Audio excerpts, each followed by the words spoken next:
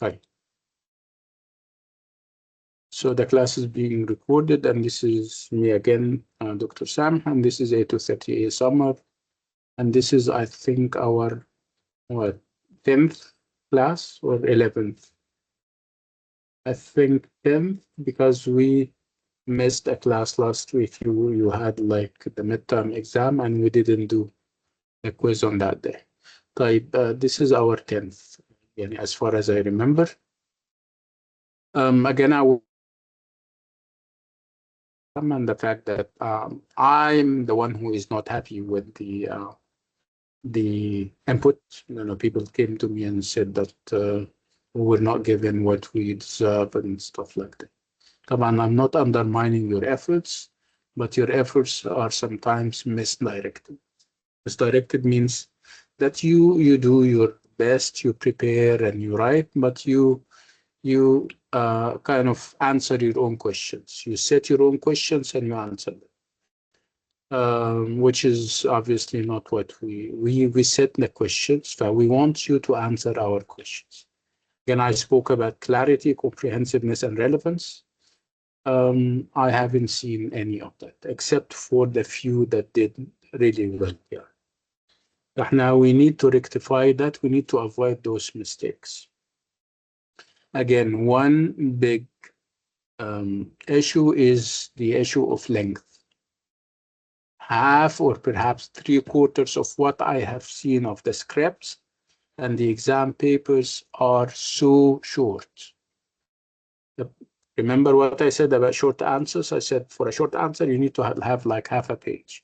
I only got very little thing. I mean, it's even less than, sometimes it's less than a paragraph.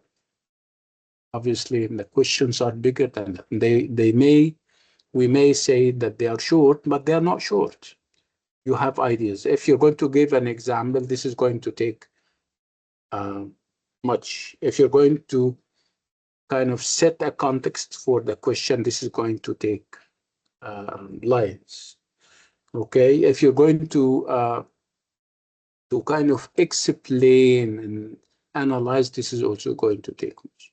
So you end up having more than a small paragraph. So this is as far as the small answer or the short answer questions are concerned.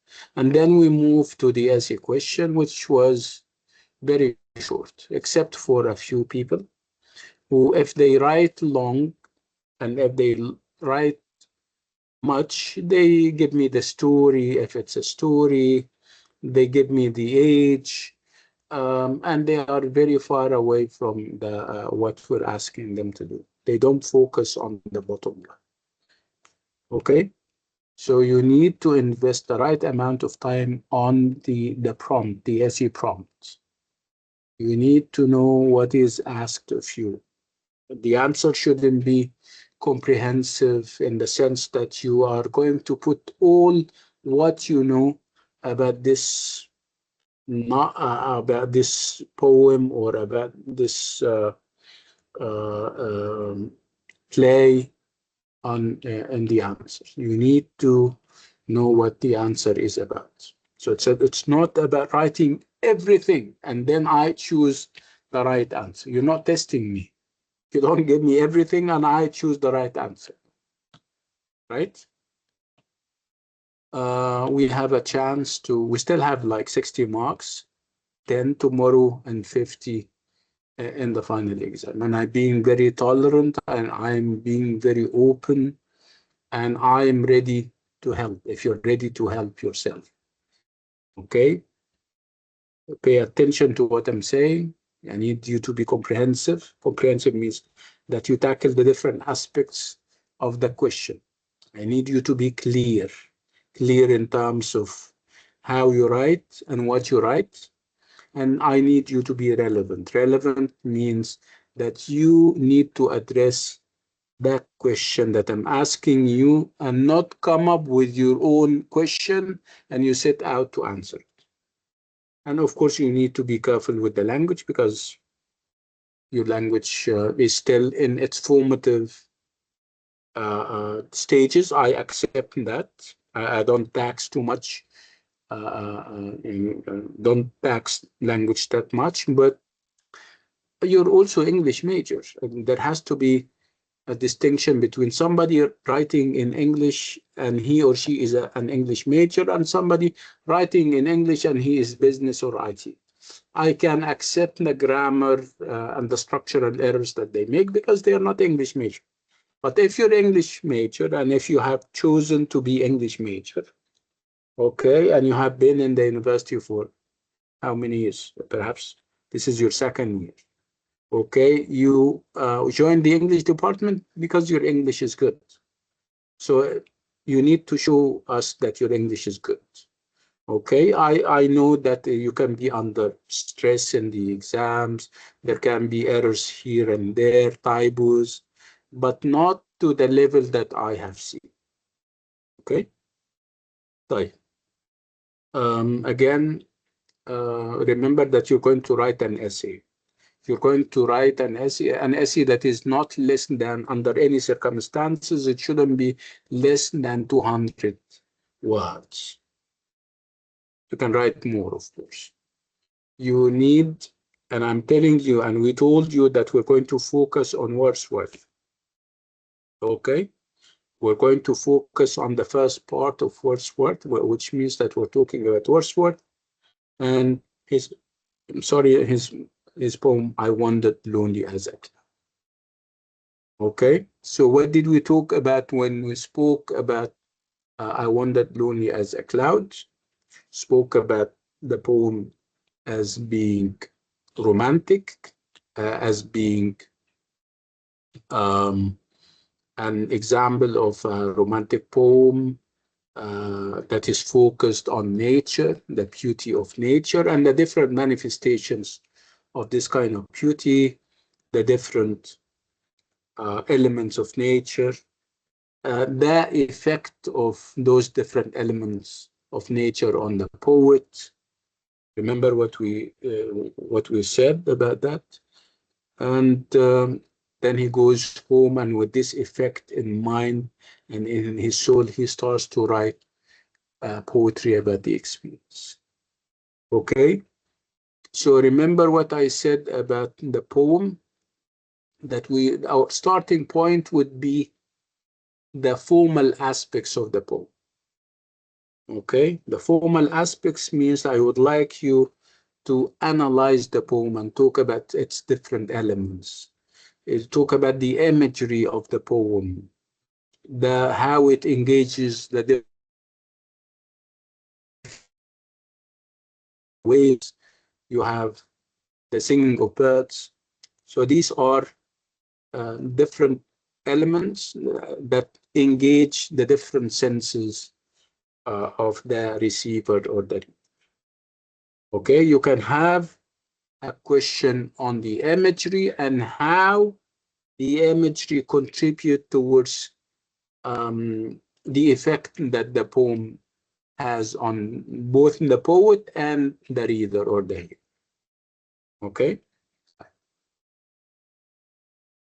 A very important aspect of this part of the romantic poetry was the correspondence that we made and the parallels that we set between the poem and the diary or the journal of Dorothy, the sister of Wordsworth. Remember what we said? This part is very crucial and very important, right? And how different the experiences are. You need to study this very well. Okay? This contributes to what, and this contributes to what. Remember, we have two different goals and purposes. Wordsworth, being the public persona that he is, he wants his poetry to be kind of to be spread. He wants his poetry to be published. It's part of his public persona as a poet. While Dorothy is obviously writing to mark the occasion for herself, because journals in general are kept. They are not meant to be published. and she was celebrating the moment in her own way. And we need to also of the genre. The genre here is the diary or the journal. It has its own restrictions. Journals are private by nature. Okay, what is even more perhaps prominent about it is written by a woman in the 19th century, where obviously women were not, at least um, as prominent as men. They were not given that due. They were not recognized. So that's why the experience is different. And you also need to talk about how, at one point, Wordsworth himself is going to depend on the diary of Dorothy to remember the events. So when he comes and saying this was immediate, this was fresh, and no, we tell him no, Wordsworth, come on. You went to Dorothy and asked for this entry in order to remember what happened. So don't tell me that this was fresh. Don't tell me that it's your memory and the power of your memory and all those kinds. So this is also a very Doctor, important question. Yes. before I ask you the question, you mean that probably in the exam there will be a contrast between the poetry, Wordsworth poetry, and Dorothy's journal? We can Yeah, like, this is a possible uh, question. Yes. okay. So when you said that Wordsworth was depending on the diary, يعني, there was a part where he said that memory in his poem, that his memory was one of the reasons why he felt connected to his inner self. So Yeah. the part So where about the obviously, daffodils. so or what he did with Dorothy later is belying that. Because did that because he went to her and asked for the diary and for that entry on that day in order to remember. We're not saying that this is bad. We're saying we're making a comparison between the two. See? So again, we're talking about two different genres. The genre of poetry, which is meant to be public, to be publishable, and the genre of diaries and journals, which is meant to be private. And again, the the poem is also by a male poet who is all over the place, meaning to publish his poetry, meaning for his poetry to reach perhaps the four corners of the world. But of course, Dorothy is a woman in the 19th century. This this was not an ambition because of the limitations of the genre itself. See?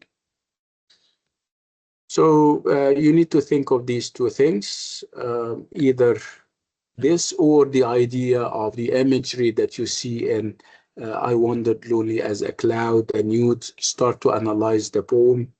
And it wouldn't be enough to say that there is a simile here and a metaphor there, and there is a personification here, there is assonance or onomatopoeia. There you need to also talk about the significance of that.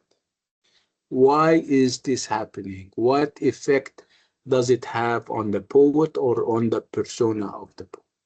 And the effect is in the last stanza, where after processing what he has seen and sensed and felt and touched, he goes back home at the end of the day and he starts to remember. Of course, we now know that it wasn't remembering that he was doing, and it was all that he didn't write it right away when he went home, obviously. It took him perhaps 2 years and stuff.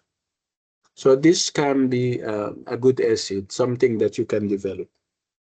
Okay, clear? Um, let's now move to the rest of Wordsworth. Remember what we ended on last time? It was uh, point trash judgment. Just to remember the poem. I remember asking you to read it on your own. Did you read it? Because I shared it with you, right? I'm at least the link to the poem. So if you have read it, raise your hand.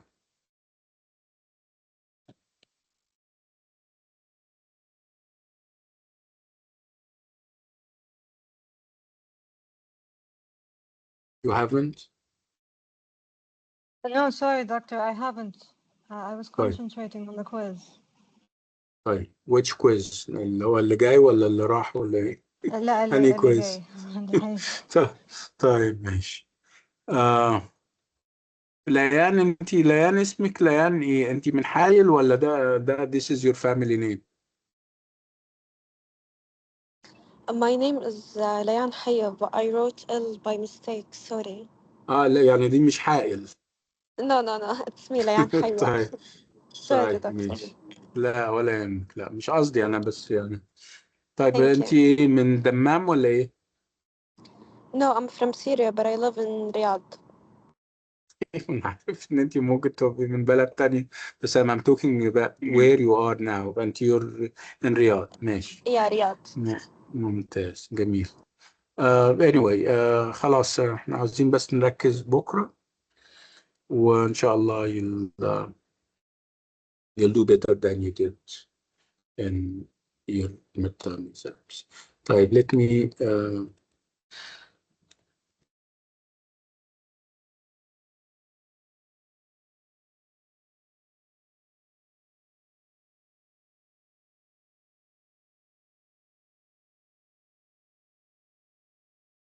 I'm sharing my slides. Can you see that? Right? Say something because I can't see you. Yes, we can see the Okay, slides. good. ممتاز. خلاص اتفقنا. Our starting point would be to analyze the poem very well, to perhaps check an outside source for the imagery, for the metaphors, for the figures of speech, and then the effect of all of that on the persona of the poem. أو زي ما اتفقنا it would be the idea of making those kinds of comparisons between uh, the poem and the diary. طبعا the point of comparison would be the fact that they are talking about the self-same event. Right, the second poem, and we have chosen the title Strangers and Locals. And this title is very significant because this is what the second poem is all about. It's point judgment. And whenever people talk also about the point judgment, they always compare it to I wandered lonely as a cloud. It's not because they have similarities, that's perhaps because they are written by the self-same poet and also because of the differences between them. So, strangers and locals. Remember what I said about Wordsworth? I said that he is not a native to or of the countryside. He is a city dweller like all of us. He comes from the city, but somehow at one point in his career and life, he decides that this is not the life that he wishes for or he hopes for. Again, he didn't do that just on a whim. No, he was disillusioned and disheartened by whatever he has seen of the miseries and the traumas of the English Industrial Revolution. There is a couple of essays and articles that I would like you to read on Sessiion, and they are very important and they are very much part of what we're doing. They are going to inform uh, um, our discussions of these poems. Again, the starting point would be that Wordsworth and others were dismayed and disheartened by what they have seen and what they have experienced uh, um, from and by the Industrial Revolution, who left huge volumes of people unemployed. And of course, if people are employed, they are reduced to poverty. And if you have poverty, you have crime. So life wasn't uh, uh, nice. Of course, there were levels of pollution because of the new factories. So um, people like Wordsworth started to harken back to the time when life was simple and more innocent, perhaps, and pure. And they looked no further than the countryside. They said, yes, these are things that we can still see in the countryside. So he went to the countryside and he decided that he wants to live the rest of his life there. So he wanted to do that and he actually did that.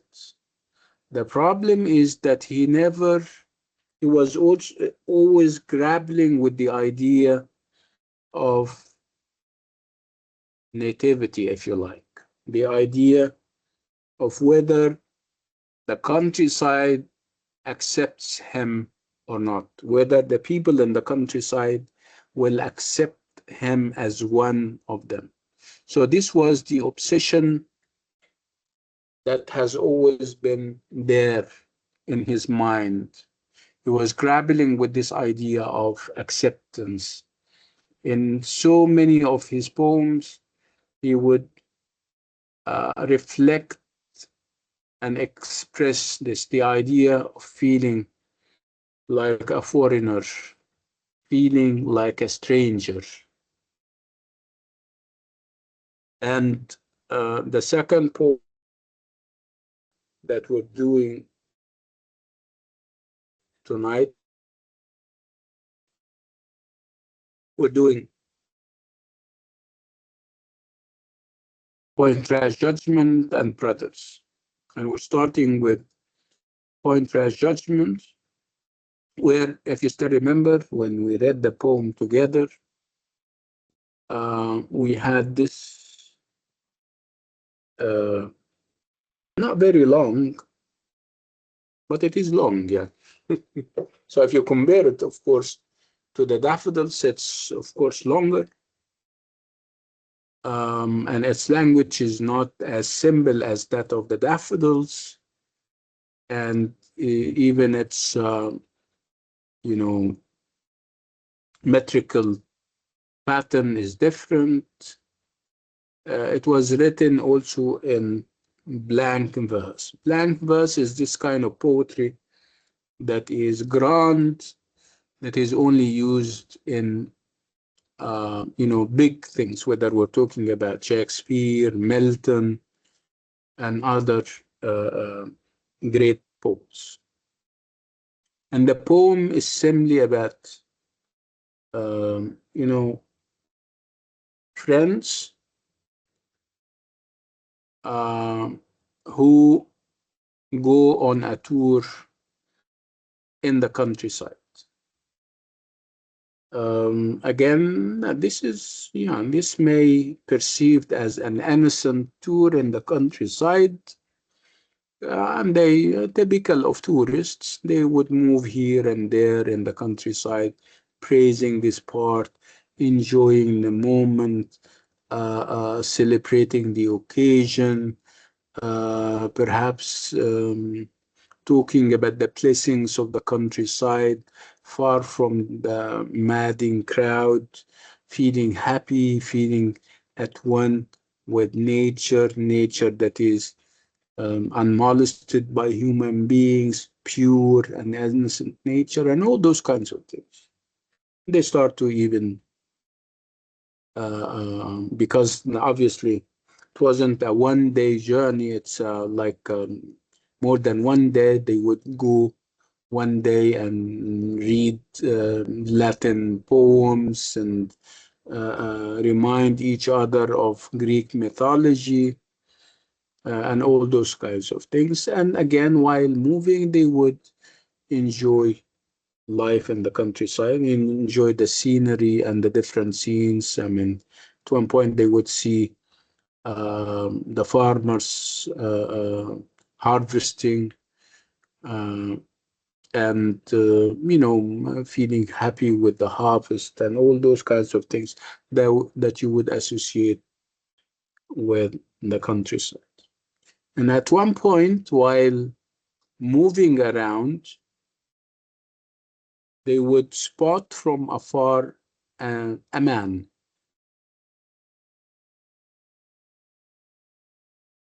and they would have the man on one side by the lake, and on the other side you have the farmers harvesting and being so busy with their harvest and everything, toiling and working very hard. And they start to believe and perceive this guy as lazy. Remember, this was from afar. They spotted the guy and say, how come this guy is not participating in the harvesting? Those guys needed help and he should have been there helping them and everything. And they started to kind of tax and judge him until they came very close to him and they discovered that he is a decimated kind of guy. He is very feeble, very weak, very sick, and he was trying to perhaps make do with whatever little tools he had in order to catch a fish. So when they saw the guy and his miserable condition, they started to regret it. And regret they did. They felt that they were so harsh on the guy and they shouldn't have judged him. And they started to feel bad about the whole experience. And in order to atone for their sin, in order to kind of uh, get rid of this feeling of guilt, they decided to rename the place that they were in. So they uh, like left a mark, and obviously they engraved or carved a name for the place in order to be reminded of their mistake every time they come. And they called it Point Rash Judgment. So when you think of the title and when you connect the dots, it's Point Rash Judgment. So judgment, right? Judgment is when you judge somebody. Judge means that you pass or you make an assessment, you give a label to somebody. This guy is lazy, this guy is arrogant, this lady is this lady is that. This is a judgment. And we are asked not to judge, right? And even religiously, احنا مأمورين not to judge people, right? So it's a judgment which is in and of itself bad, right? And it is also rash. Rash means quick and not studied. When you do something rashly or perhaps in a rashful way, it means that you didn't give it its due in terms of time and energy and thinking and everything in between. So, rash judgment.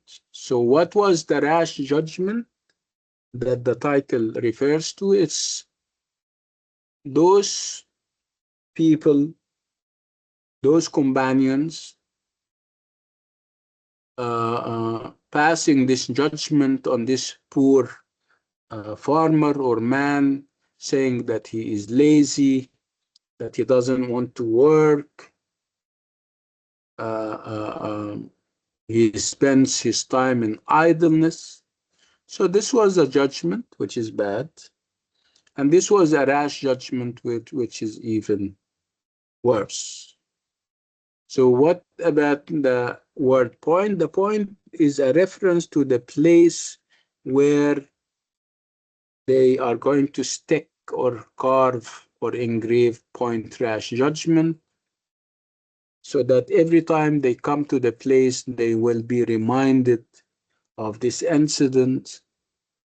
And this was like punishment enough. They wanted to freeze the moment, to keep it for perhaps generations to come, whether they will come and be reminded, or perhaps other people may come and they can be alerted that rash judgments are not a good thing to do.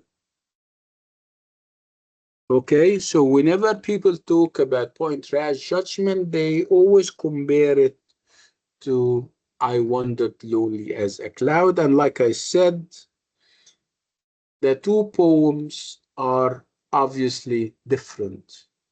So, but why do we compare them? We compare them because they belong to the same author or poet, Wordsworth, and also because of the fact in nature. What kind of nature? It's the nature of the countryside. And this is where they start to diverge. This is where they start to be different. In point rash judgment, we're talking about more than one person going together. But in the daffodils, remember the poem was all about one individual. Point rash judgment is written in blank verse. It's long. It has this sense of grandeur to it because of its poetic style. Uh, Again, it it can have this element of politics to it. The fact that these are young people, perhaps leaving the city behind and enjoying the beauties of the countryside.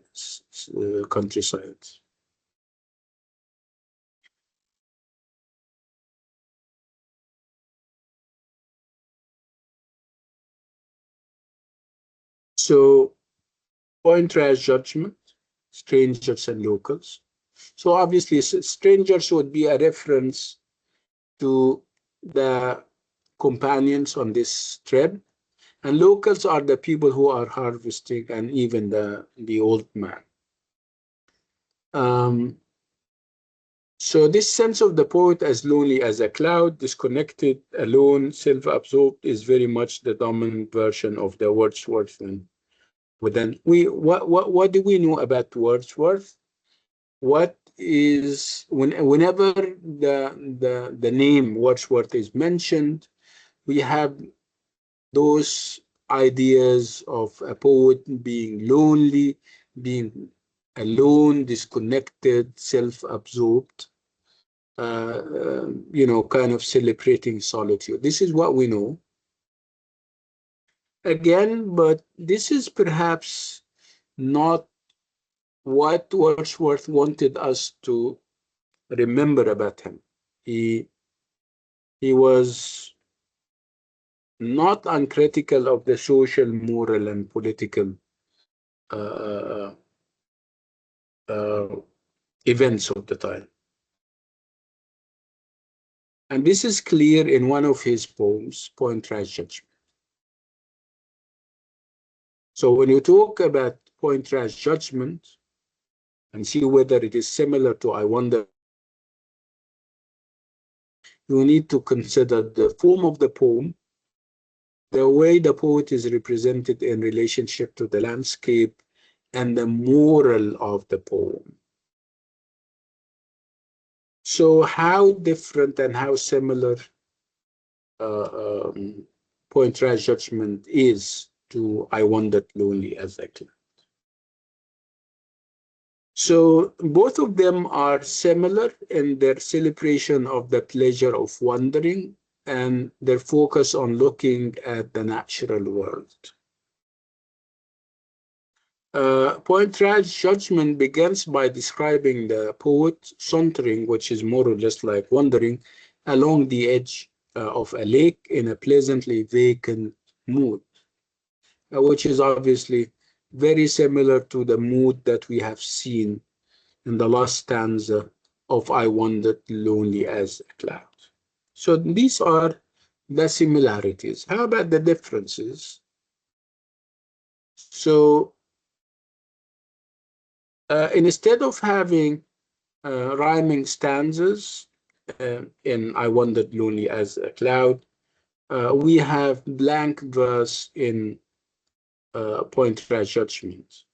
So blank verse is unrhymed lines of iambic pentameter, and this verse form is uh, grander because of its associations with great poets like Shakespeare and John Milton. Again, you wouldn't compare that grand style to the naive lyrical form of I Wandered Lonely as a Cloud. Um, Again, perhaps the idea of sauntering have this idea of musing, contemplating, thinking even deeper, especially when you think of those guys speaking Latin, referring to Greek mythology and everything. And then we talk about the moral of the story. The moral of the story is, again, or the moral of the poem in Pointraz Judgment is something that we can't miss. The idea of atoning for sins or guilt that you commit.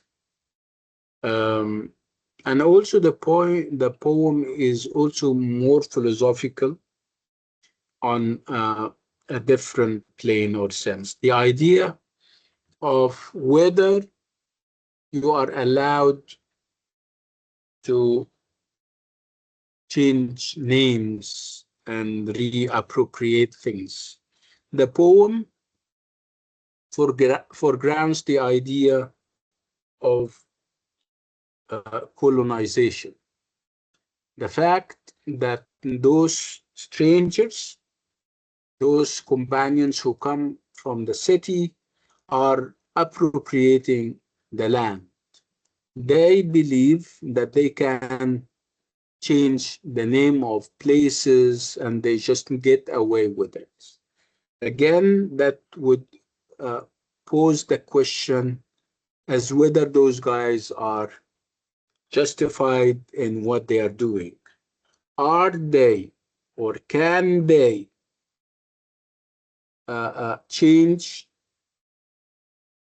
the the title of or the name of a place?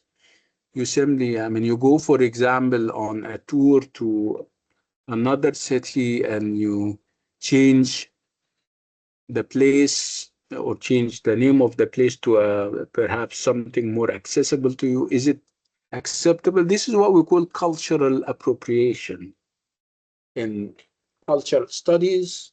This is what we call cultural appropriation, which is a form of colonization.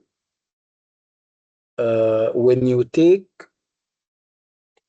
the cultural artifacts of a culture that is not yours, and you try to say, yeah, this is ours. This has always been our history and legacy, like what we see in certain places nowadays where um, indigenous populations are being dispossessed, and people come over and they change the names of their towns and villages.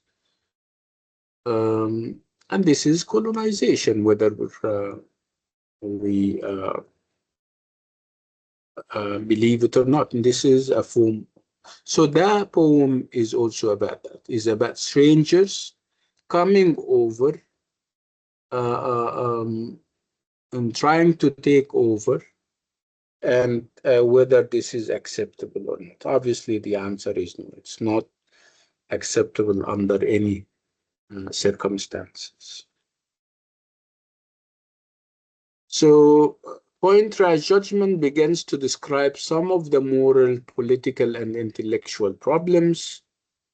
We're talking about the collapse of political idealism after the failure of the French Revolution, and what came after it. So, the government started to kind of adopt repressive measures against those who were sympathizing with the British or with the French Revolution, and of course, Wordsworth was one of them. That's why he went all the way to the countryside, again, because he loves the countryside and because he was trying to run away from the authorities.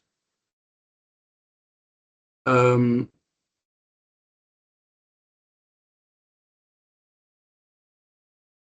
so Pointer's judgment clearly uh, talks about this idea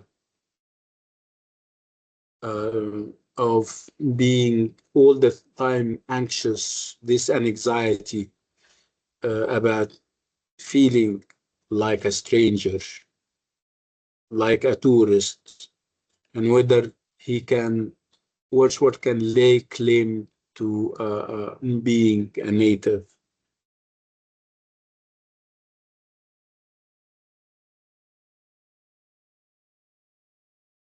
And then we move to another poem by the title, The Brothers. Let me see if we can have it so that we can read it like we do with the other poems. And then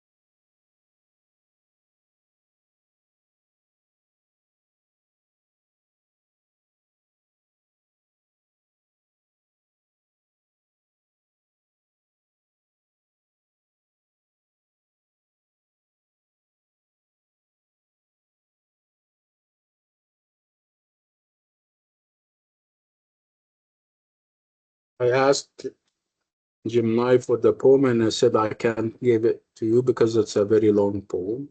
However, I can provide you with information about it. Give me a link to the poem.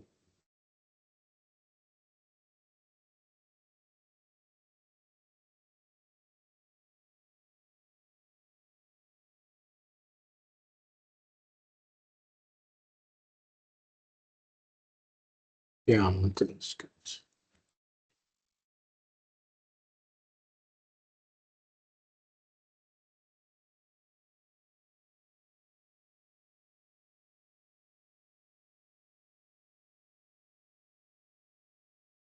Can you see that? Yes. Okay. So it is long. Well, but it's worth reading. So I would like you to take the link, and I'll give you like what 10 minutes to read it on your own. You don't have to understand everything, like we said, because this is poetry, but you need to come up with something, right?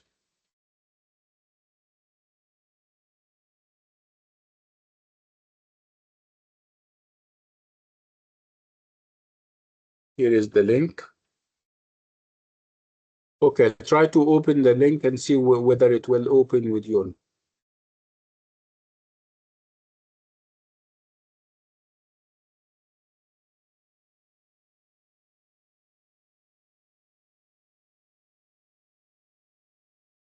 Does it open?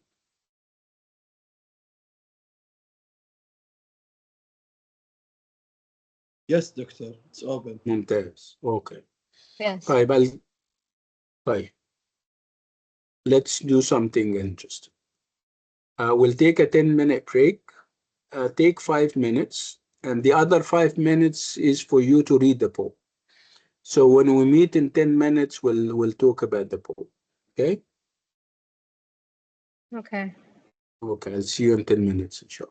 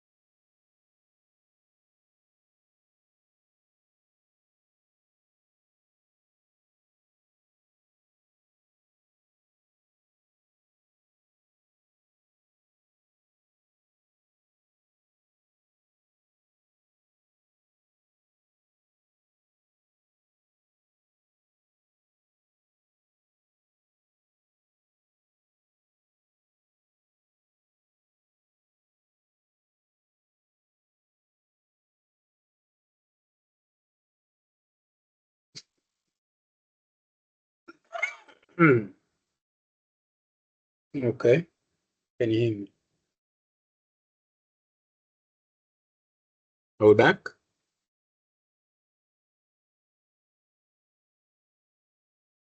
Yes, I can hear you. Okay. You guys are all here. Please raise your hands.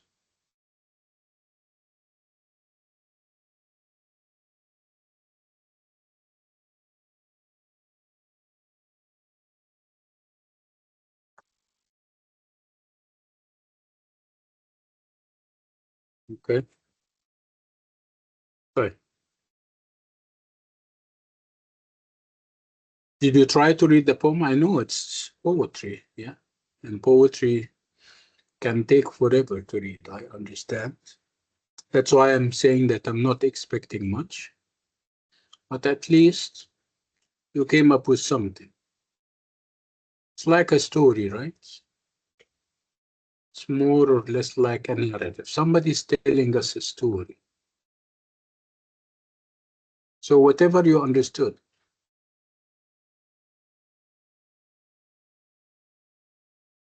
I need the skeleton. I mean, I don't need a full-fledged description or retelling or narrative of what's going on. I mean, at least tell me that you came up with something. So what is this something that you came out with? First of all, let me ask you if you have read it. In all honesty, that's fine. If you didn't, that's also fine. If you have read it, if you have gone through it, raise your hand. I'm not judging.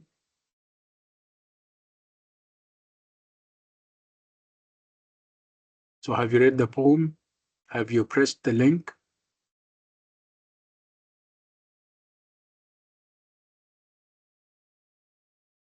Yes. Okay, good. Who else?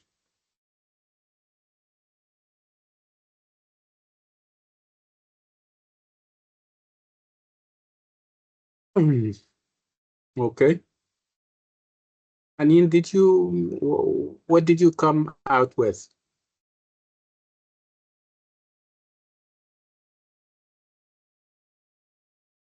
Honestly, I didn't really understand anything. It doesn't have to I be just kept much. reading. Nothing at all. You didn't feel that somebody is narrating something? Yes, I think it's a narrative. It's a long poem, and Mm. Wordsworth is trying to like he sounded he was talking about tourists in the city. Is that what he was trying to say? Or I mean, go on, go on. um, Yeah, somebody I think he is was visiting a yeah place, right? A visitor, yeah. right? That's good. Okay. Did he meet anyone over there? Oh, was it a young boy or something? He used to be a young boy, but I mean, visiting, I mean, he is obviously not. Perhaps he is also Uh, revisiting his boyhood. Perhaps he is reminiscing about the past, right? yes, I think the boy was trying to tell a story about someone. The the boy was someone who was there, and was it يعني the one who wrote the poem Wordsworth was the one who engaged with the boy, or there was another character involved So in the. forget about what we said that sometimes, or it's actually it's not always that the poet is uh, who the poem is about. Sometimes the persona of the Yes, poet, the poem, and the poet are different, and obviously they are different here. We have a persona. Persona is independent of the poet. So the persona of the poem, like you're saying, is a visitor. He is visiting a place. And when we read, we discover that this place is no strange to him. Okay? When he goes there, he Okay. starts to go to places. So what was or what is his impression about these places? Are they the same or did they change? No, I'm pretty sure they changed. Yeah. Okay. And obviously, so when you visit a place, I mean, the place of your girlhood or boyhood, if you like, childhood, and you go there and you find things changing beyond recognition. This is the place where you used to play, and this is the place where your grandma used to take you to, and you think that life has changed dramatically. Would you feel happy? No, I Yeah, would I think you would feel shed you would shed nostalgic tears over those yes. happy old days, right? And this is exactly what is happening.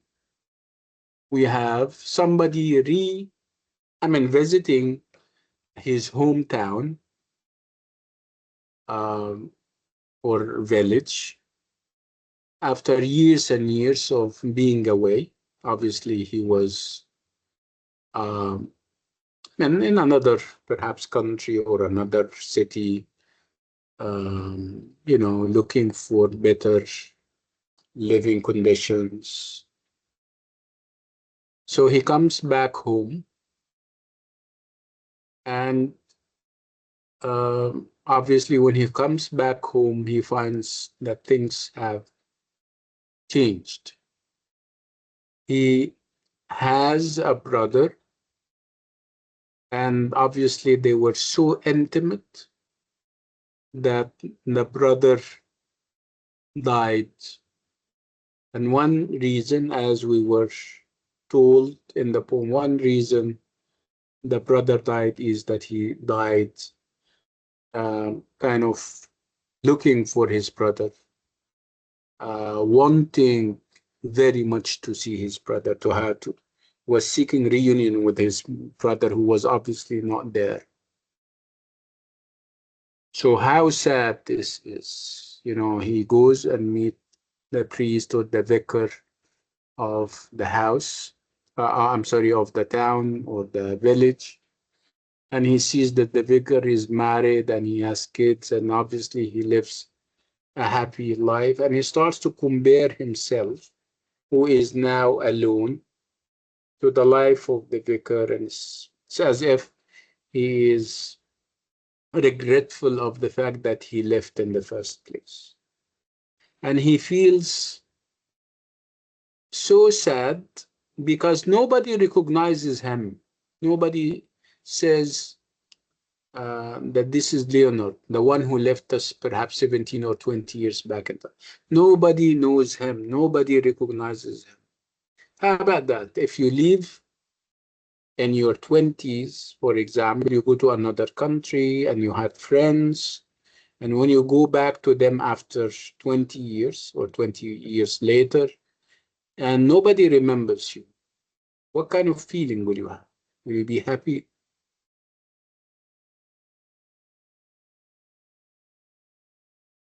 Well, I guess I would be No, upset and yeah, I'm not upset. I'll be sad.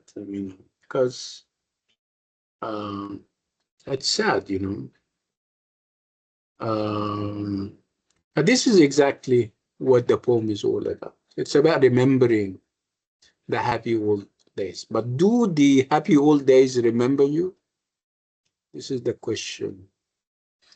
You're back to reconcile, but to with whom? You're back for a reunion with whom? Your brother died, and nobody recognizes you. Okay? So the poem is about, yeah, it is again about Wordsworth himself. the fact that he doesn't feel that he belongs. So it's this obsession with whether I will be accepted in the countryside or not. And it comes in different forms and shapes. It comes with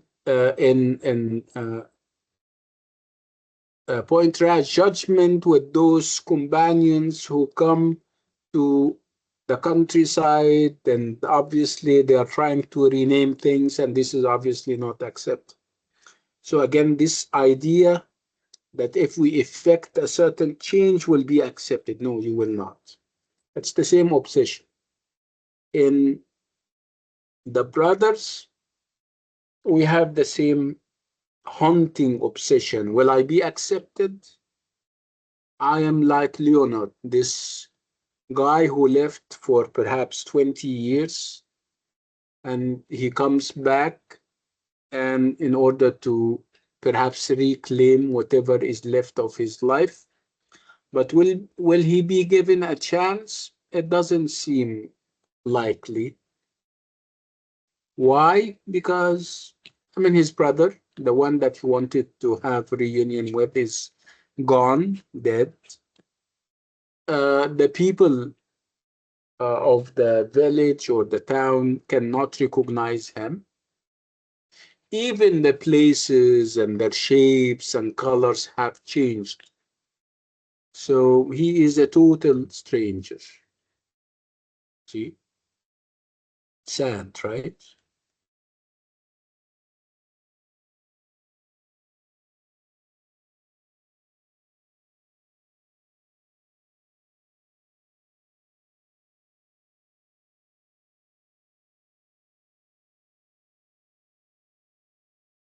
So the brothers, I mean, the poem visits and revisits problematic scenes of homecoming.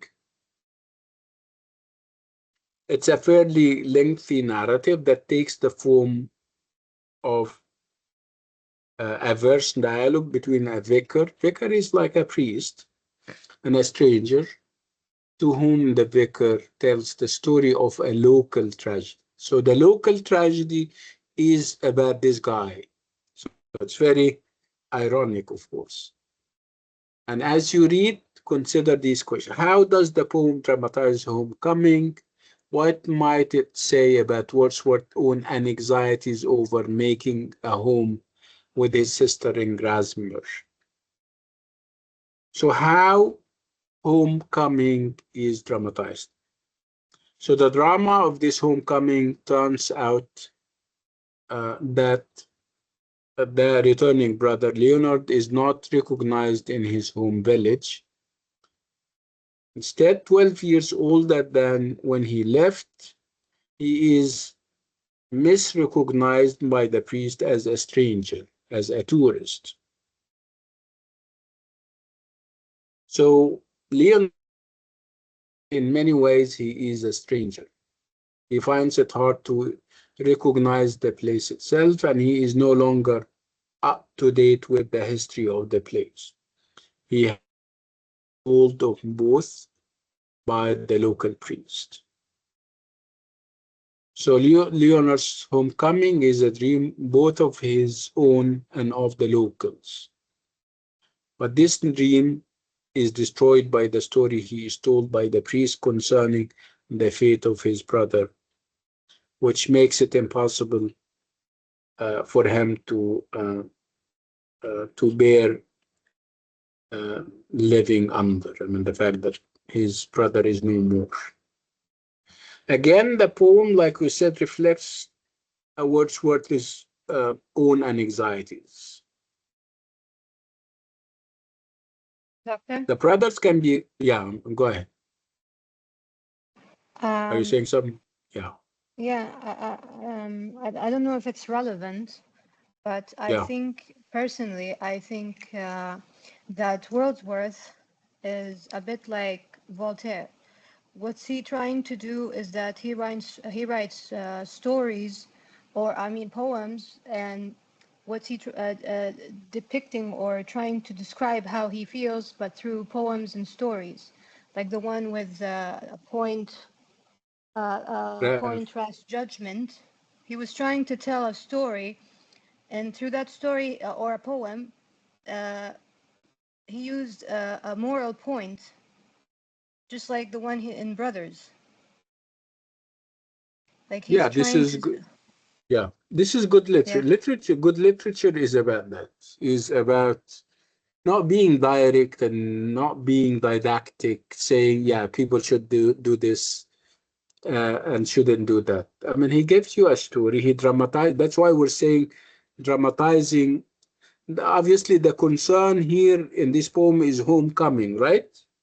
So he is dramatizing it. Dramatizing it is giving it the form of a story with characters, with places. Okay, so this is okay. good literature, whether we're talking about Voltaire or Wordsworth here. Yes. So So the the moral of the product, story yeah. is that he's trying to say that he's feeling like he's an outsider, Mm-hmm. and in the Brothers, he's saying that, but in a story that he felt like an outsider in his own country or in his own place. Not in his own place, because remember, he is a city dweller. He feels that he feels like an intruder or a stranger. Okay, he Okay, feels that he doesn't belong. So he has this overriding feeling, and he expresses it in different forms and shapes. See, and this is one example of just that, where you're given the brother who has left for 12 years, and when he comes back, he is not accepted. He's not recognized. Again, it's Wordsworth himself not accepted, or feeling that he's not accepted or recognized by the people that he went to live with. So the brothers can okay. be read as expressing Wordsworth and anxiety. See, an anxiety is about the possibility of making a home in Grasmere. It asks whether fond memories of your birthplace as a location of timeless pastoral pleasure are inevitably doomed to painful correction by the hard facts. Again, this is also very um, kind of painful. Again, the reconstruction of memories and what used to happen, would that restore it? No, obviously not. So all the questions posed in the brothers arguably derive from Wordsworth thinking about returning to Grasmere, both in terms of his personal affections and in terms of his proper subject matter as a poet.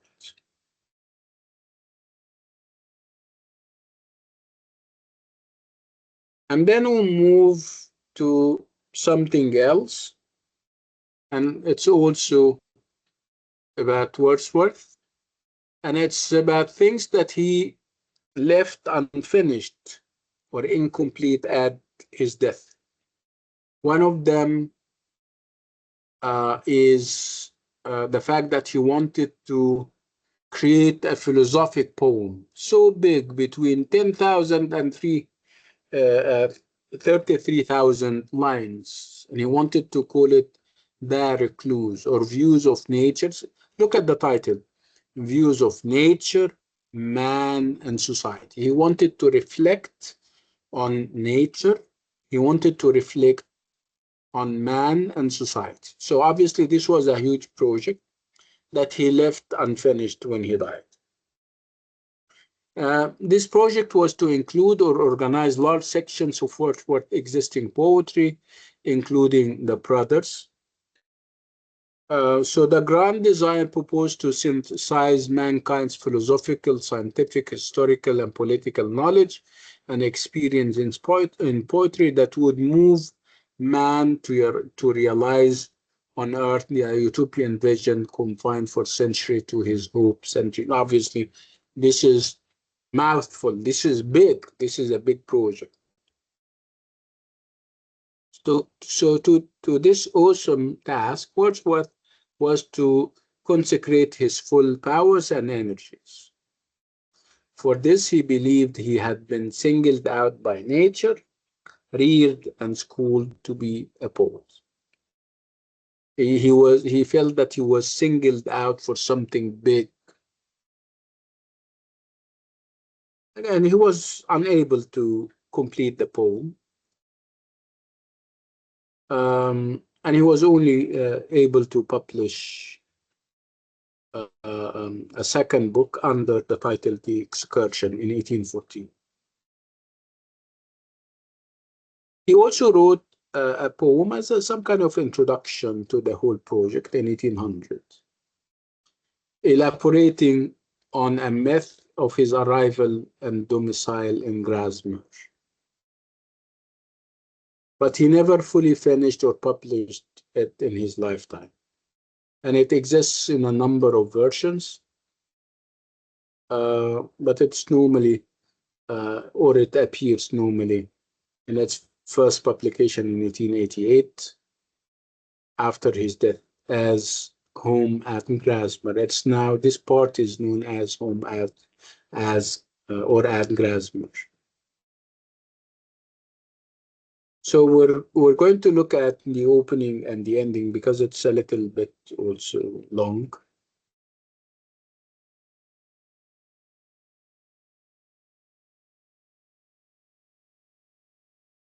These are parts of the poem.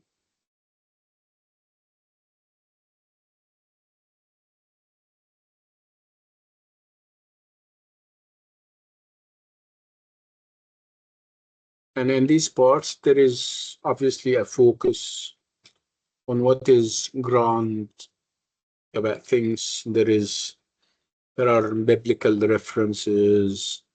There is also a reference to the story of man and how he develops. And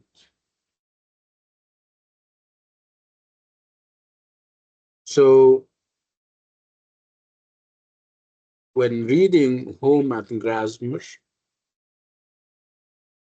you need to check how the boy Wordsworth perceives Grasmere and how his relationship with it as an adult promises to be different. So it's about, growth and development. You have somebody, a human being who develops from being a boy to being older and an adult. So to the boy, Grasmere seemed to be a seclusion, a secluded place, a place tucked away from the rest of the world, a paradise, a whole world, and a bowl-shaped arena of air enclosed by lake and hills, filled with the movement of cloud breezes and winged creatures. It seemed a vision of liberty for the spirit.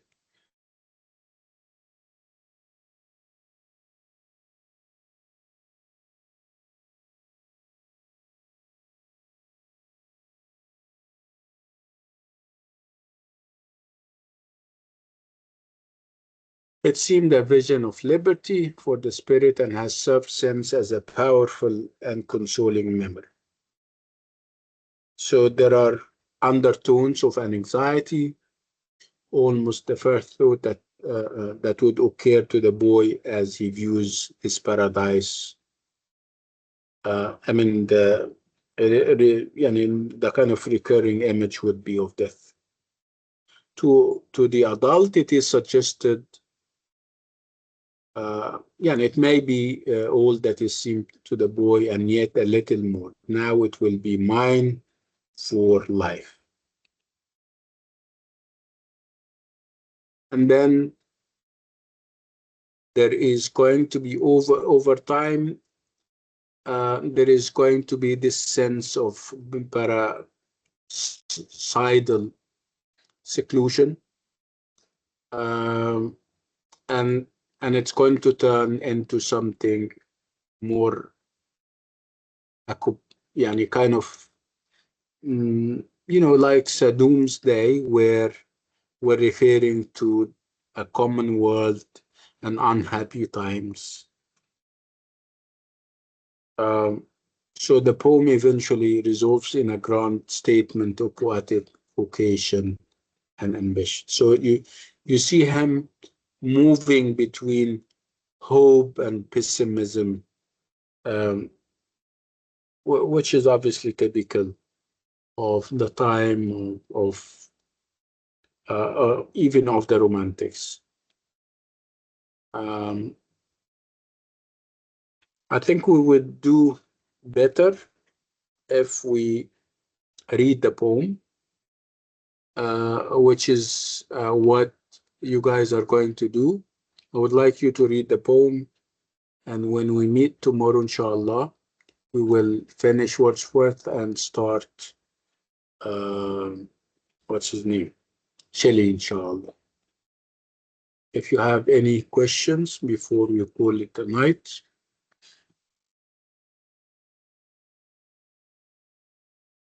Yeah, I have a question Yes, go. regarding the quiz tomorrow. It's only going to be essay, right? Yes, only you have two questions and you're going to choose one of them, to write on one of them. By the way, whether it's question one or two, I would like you to start with an introduction, a nice one about Wordsworth. The two questions are about Wordsworth. So if you can, I don't know, if you can start with an introduction, not so big, about Wordsworth, that would be good, referring Can to can can my him as a. introduction can my introduction be about the romanticism and the Victorian period? Uh, I don't know how you're going to. No, forget about the Victorian period. Just focus on uh, Romantics. Romanticism, and of course, in relation to Wordsworth as a pioneer of the Romantic movement. Yeah, through the Industrial Revolution. Then I can go from there because it was around that period. Yeah, but I don't want you to write a whole page about that. Okay, Only a paragraph. Okay. got it. Okay. Mm. Right. On this note and with this item, we come to the end of today's or tonight's class, and I'll see you tomorrow, inshallah. And I wish you all the best. Yeah, inshallah. I'm sure you're going to do well on the quiz. Thank you so much. Assalamu alaikum. Thank you. Bye bye.